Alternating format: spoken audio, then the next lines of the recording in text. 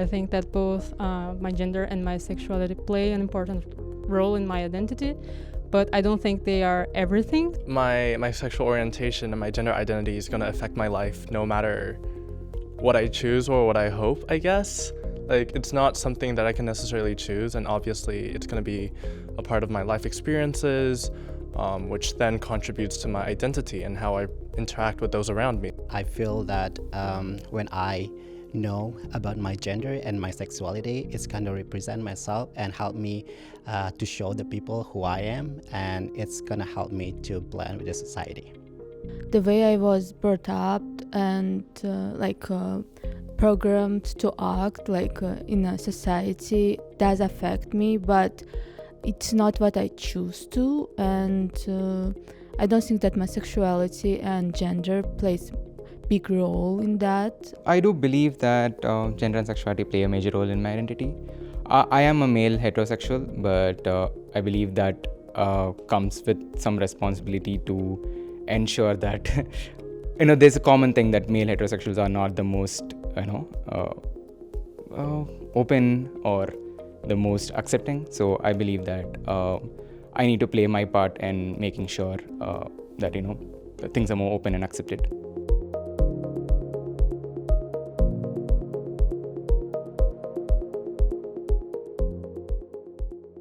Growing up in a very traditional household, it kind of taught me what I do not want to be part of. Like, I'll never find myself in a very heteronormative relationship. I won't see myself in marriage. I won't see myself having kids.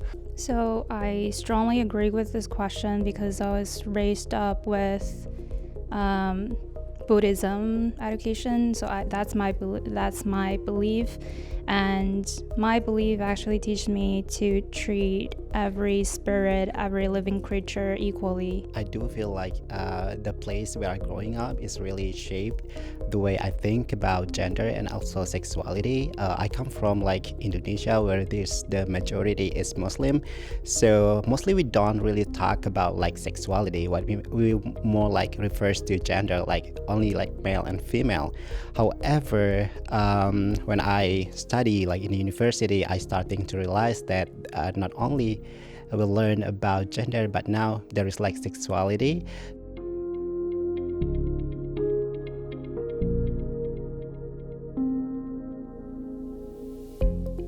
I live in São Paulo. It's a nicer state for this, for expressing yourself and expressing your sexuality. But I feel in my state and the place that I am very free to be who I am, and I know that even though people can bother me sometimes, I just can't bother them back. Lots of people have an impression of gay people of being very flamboyant and always hyperactive and liking these very particular shows and music artists.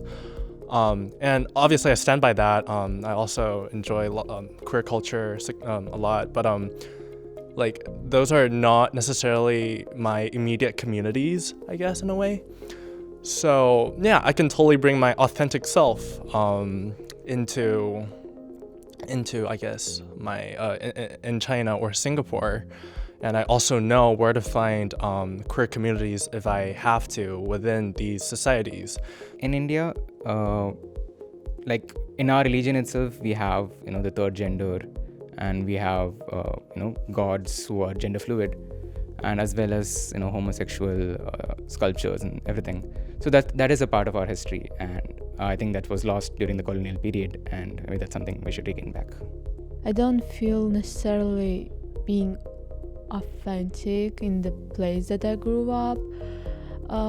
Women more looked at, you should dress in a certain way, modestly, or act in some particular way, and I never felt strongly connected with that ideal version of woman.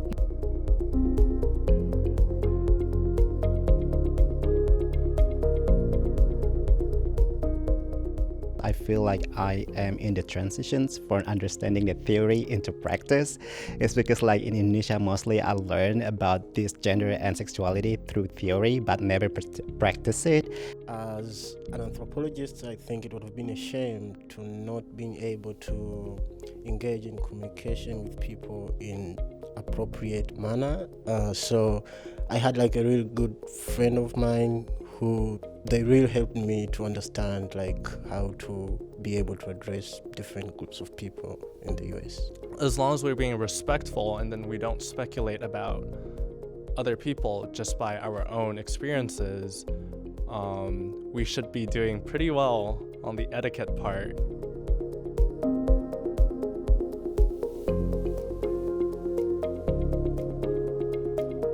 So I was a little lesbian, and then I was a teenager lesbian, and now I'm an adult lesbian.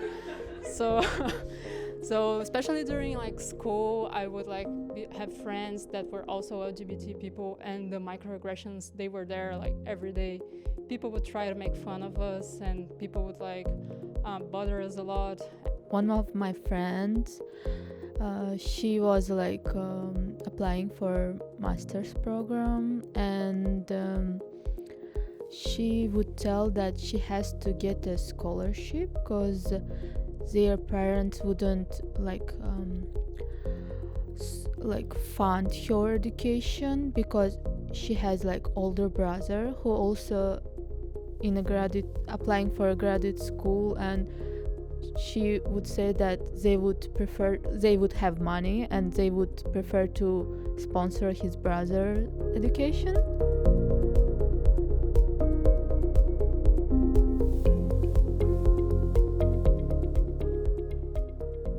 There are a lot of communities which make you feel included. At the same time, there are the LGBTQ plus center and the Office of Inclusion.